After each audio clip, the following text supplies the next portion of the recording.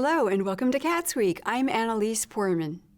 At the Monroe County Election Board meeting on February 1st, County Clerk Nicole Brown gave her update to the board. I have several updates for you. The first is the announcement of the 2024 poll worker recruiters.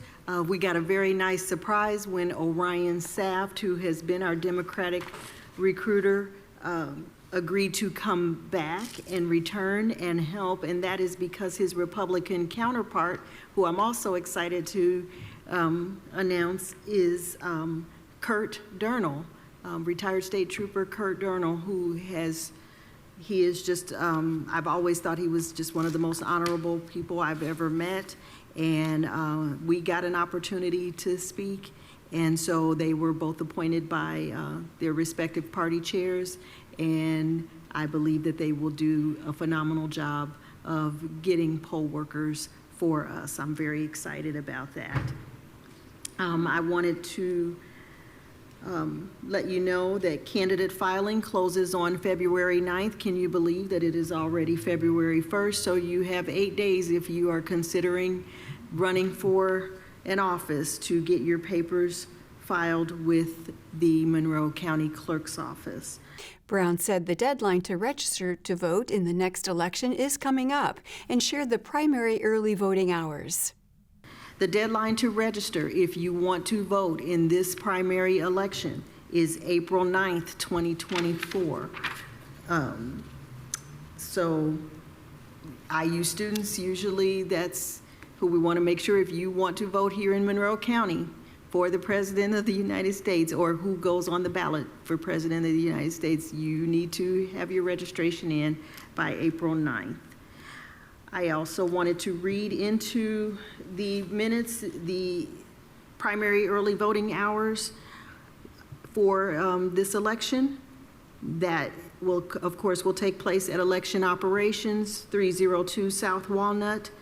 Early voting hours begin 28 days prior to the election, and they end at noon on the day before the election. So if you do not take advantage of early voting, you then report to your polling site on Election Day. The dates for this primary are April 9th through 12th, 8 a.m. to 6 p.m., April 15th through April 19th, 8 a.m. to 6 p.m., April 22nd through April 26th, 8 a.m. to 6 p.m., April 27th, which would be the first Saturday prior to Election Day, 9 a.m. to 4 p.m. The following week, April 29th to May 3rd, 8 a.m. to 6 p.m. On May 4th, that second Saturday, just prior to the Election Day, 9 a.m. to 4 p.m. And then May 6th, which is the day before elections, 8 a.m. to noon. Those are our early voting hours for this primary. Later in the meeting, the election board discussed the late CFA filings of city council candidates Isak Asari and Steve Volin. Brown suggested that since Volin had 2 infractions, he should speak to the board to explain what had happened. I believe there are a couple of different separate issues. Okay. Regarding the CFA 4 that was due and also the CFA 11. There's 2 separate individuals, and since Mr. Volin is here, I would strongly suggest that we invite him up to speak to both of them. Volin explained that he was late filing his CFA 4 by a few hours, and he incorrectly submitted his CFA 11. With respect to the CFA 4, I was several hours late. And I take responsibility for that. So I don't know what more to say. I gather also that I have a CFA 11 that's outstanding. I was doing research. I thought I filed it. On April 29th. It didn't occur to me until I was sitting here to look in my email, and I can only say that it was the heat of the campaign. I'd never filed a CFA 11 before. I'd never received a donation that large. And I apparently filled out the form and emailed it to the state. And the state very politely wrote me back saying, it's fine, but you're not supposed to file with us, you're supposed to file with the county. And so for some reason, I sent it to the election supervisor via email. This is wrong. I can only say that I was insane. It was 4 days before the election, and I did not think about it clearly. So that's why, I mean, I did not see a record of, I thought I filed it. I did not see a record of it in the county election filings, and I realize now that that's why. So with that, all I can say is these are my fault, and I'm happy to answer any questions. The board fined Voland for the late CFA form and gave him a warning for his CFA 11 filing, as it was his first time with that specific form. Candidate Asari was not present at the meeting. It was his second late filing, and the procedure would be to charge him for the days that he was late. He was 3 days late, making the fine $150. County Attorney Molly Turner King recommended that the board table their vote on the fine. My recommendation would be to table this one to ensure proper notice, because Mr. Voland said that he didn't receive his letter, and by statute, Mr. Asari would be required to have notice, and I'm a little iffy if he has. I totally agree. I'm sorry. I should have thought of that myself. The board tabled the final decision on the fine to ensure that Asari had received the letter about the late filing. During their January 31st meeting, the Monroe County Board of Commissioners delivered their State of the County address. Commissioner Julie Thomas started by saying that the county is facing parallel issues to the rest of the world, but that they are tackling them locally. Begin by noting that there's a famous bumper sticker, think globally, act locally, and there's a reason why that sticker's everywhere. We do this work for you every day as the Board of County Commissioners. Much of what we see in the world or in the national news, housing shortages, food insecurity, environmental concerns, have parallels in Monroe County. We may not be able to solve the world's problems, but we can work together to make life better for the people in Monroe County. And so with that, we want to offer some insight into what we've worked on recently and what we plan to do in the coming months. Commissioner Penny Githens provided an update on the distribution of opioid settlement funds in the county. Working with the Health Department and the Indiana Recovery Alliance, Monroe County received an additional $536,000 as part of a special opioid settlement grant from the state to help the Indiana Recovery Alliance buy a permanent home, purchase a mobile harm reduction vehicle, and also so that we could purchase additional harm reduction supplies. This money is partially being matched by some of the opioid settlement money, which Monroe County has received through the national efforts at opioid settlement monies and suits. We have contracted with the Indiana Recovery Alliance to distribute syringes and other harm reduction supplies.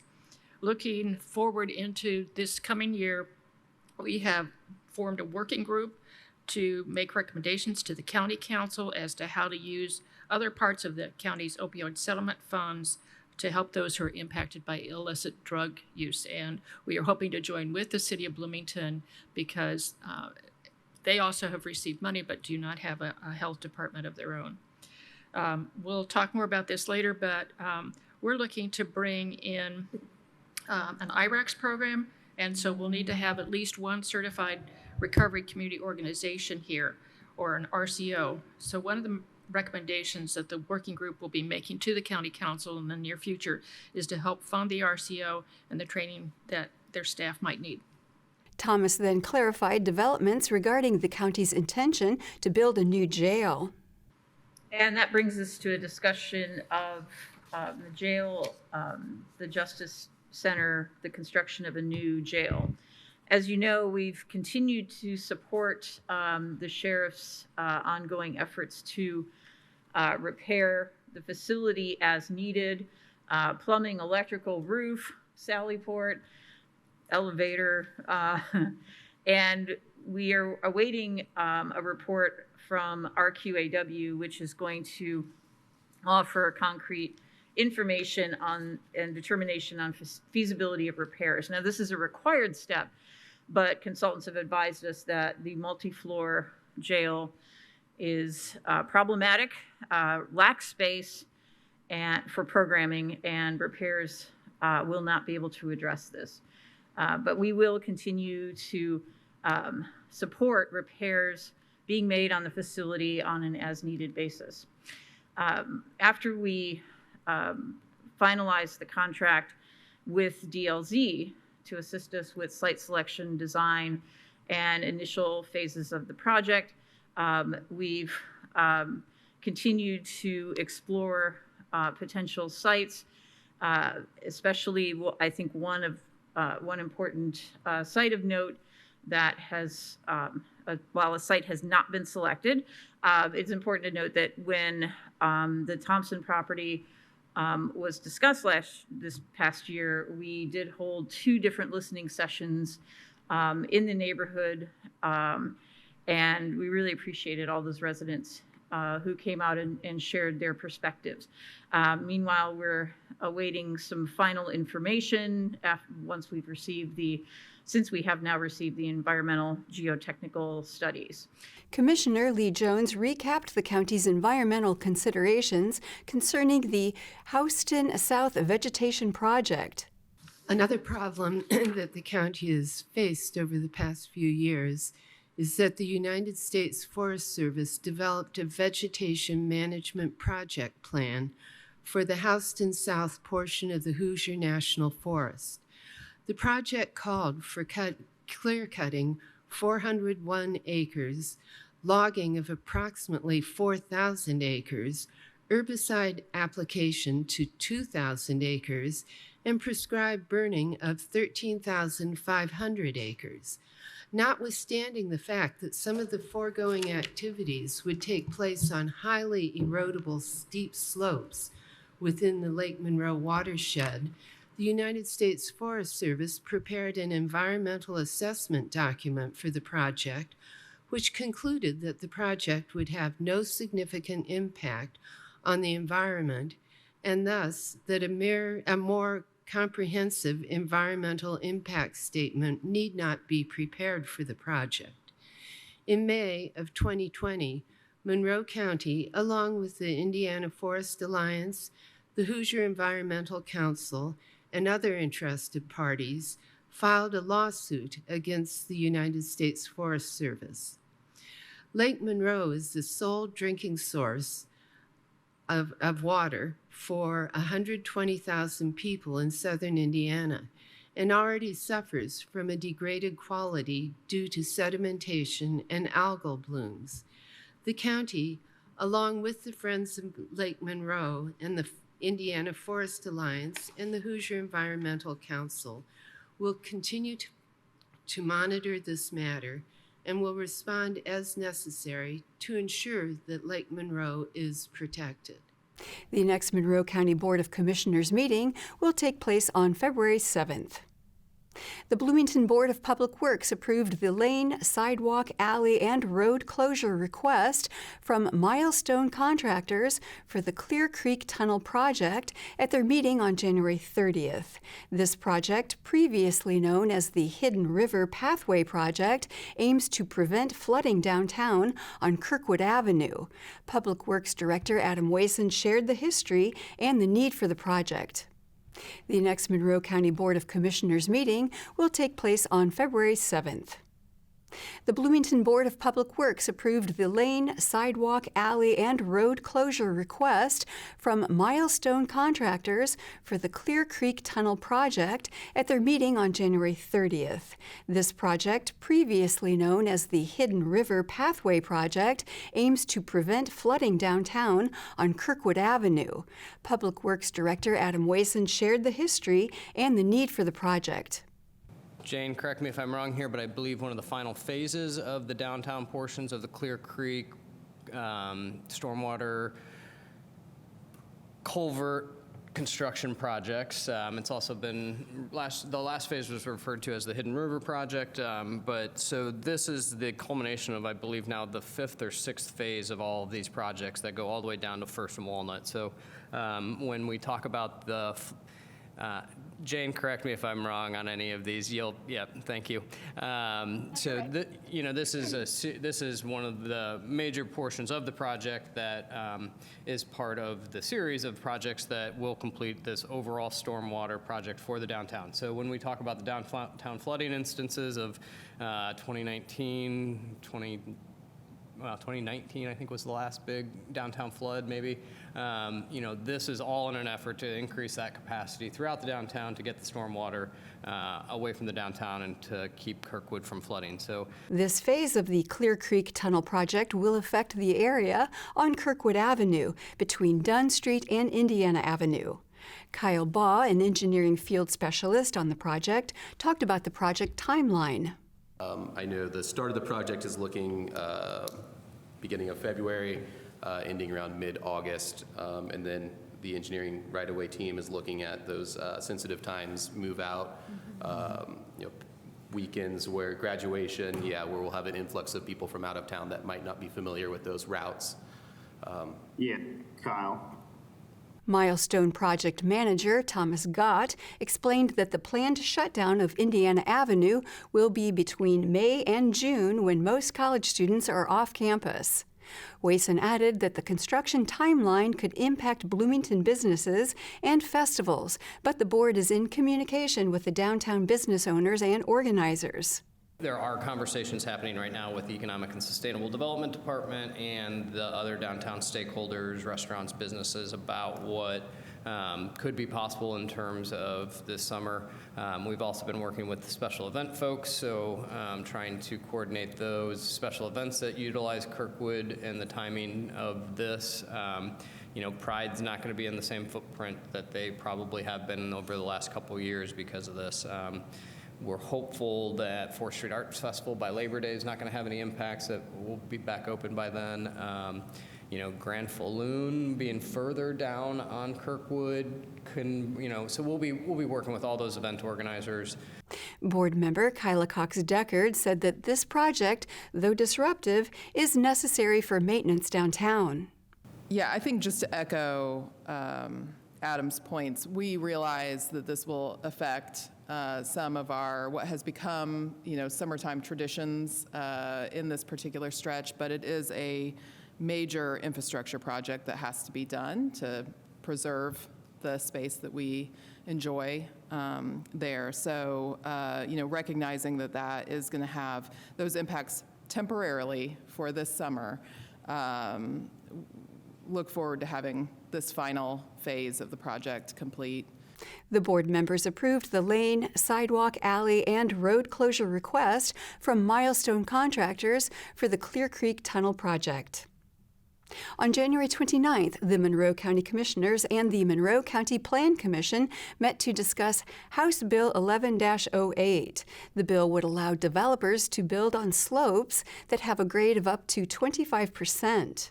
Commissioner Julie Thomas suggested that they start the meeting by coming up with compromises or revisions that they could propose. I think the question before us is if there are compromises or revisions that anybody would like to propose, and we can get that hopefully to the bill. Well, at least to the people who have the bill. Not sure that it's going to get in the bill.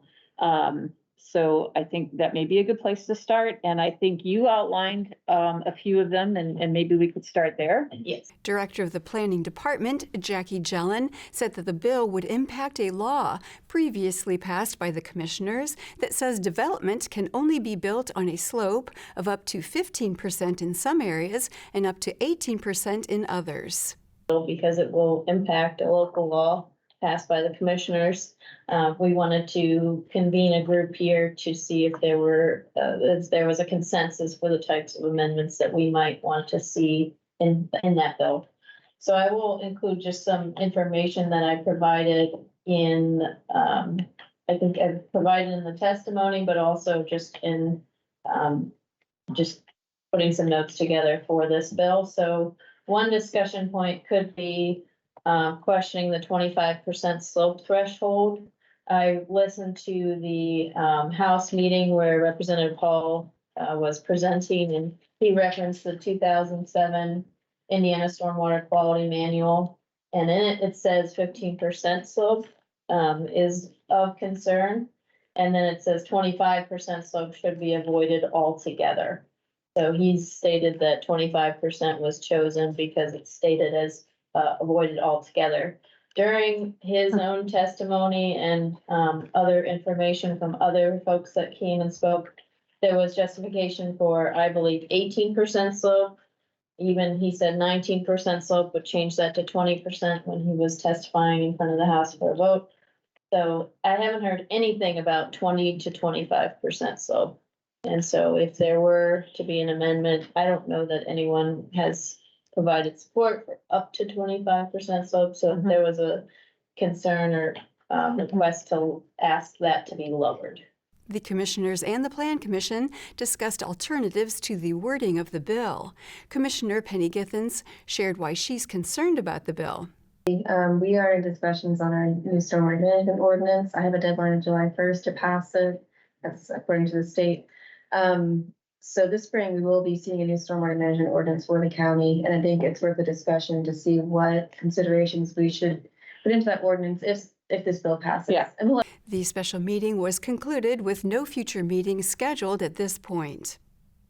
At the January 29th meeting of the Bloomington Utilities Service Board, Capital Projects Manager Dan Hudson and Blucher Pool Data Analyst Jill Miner requested approval for multiple agenda items pertaining to the Blucher Pool Wastewater Treatment Plant facility updates.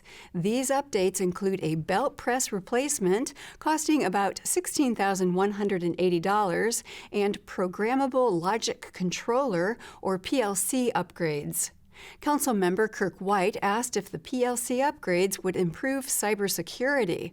I think we all know the challenges that other utilities have seen with intrusions in their systems that have caused all sorts of catastrophic problems. We don't want to be the next one. Blucher Pool Data Analyst Jill Miner responded. Wessler is managing all of the cybersecurity workshops that I've seen around the state of Indiana.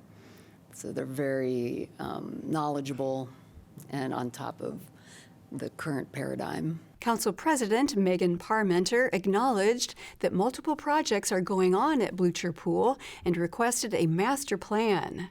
Capital Projects Manager Daniel Hudson said that the plant is currently working on a 5-year master plan. We have a lot of projects going on at a lot of different places, but what's like our master plan? I think we just kind of like chip away at things, but I don't necessarily know like this is what we want to get done in 5 years or 10 years. It's just like a little bit at a time. And so at some point it would be nice. I would like to see like a master, this is our plan for each of our plants. The next Bloomington Utilities Service Board meeting will be held on February 12th. And that is all for CATSweek. Thank you for joining us. For CATS and WFHB, I'm Annalise Poorman.